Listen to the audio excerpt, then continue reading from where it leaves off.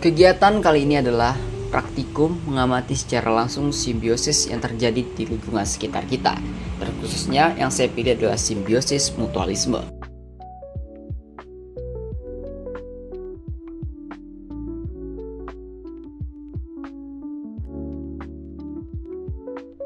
Alat dan bahan yang dibutuhkan adalah alat tulis, lembar pengamatan, dan lingkungan sekitar tempat kita hidup.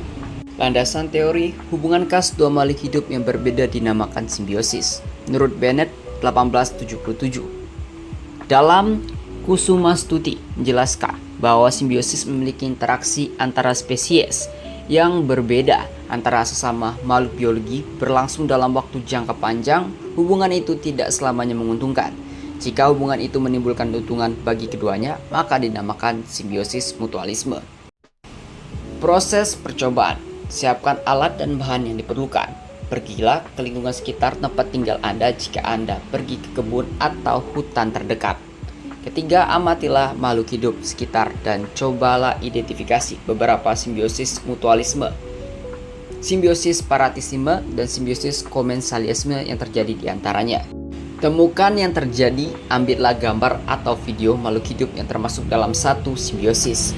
Tuliskan hasil identifikasi pada lembar kerja. Hasil pengamatan.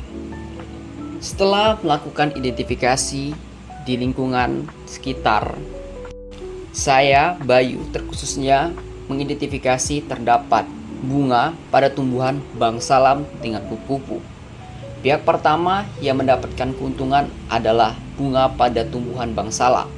Yang mendapat keuntungan membantu proses penyubukan yang dilakukan terhadap pihak kedua yang mendapatkan keuntungan juga, yakni jenis makhluk hidup berupa kupu-kupu yang mendapatkan keuntungan dari nektar yang dihasilkan dari bunga tumbuhan bangsalam.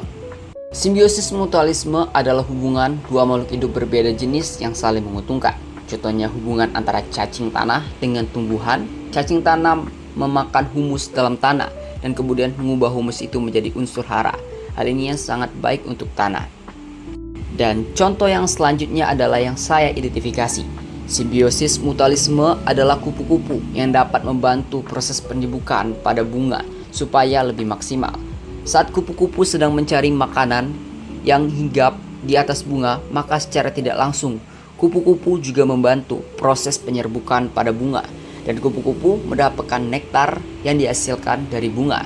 Adanya kupu-kupu ini sangat memudahkan proses penyerbukan yang terjadi pada bunga, sehingga hubungan antara kedua makhluk hidup ini saling menguntungkan satu sama lain.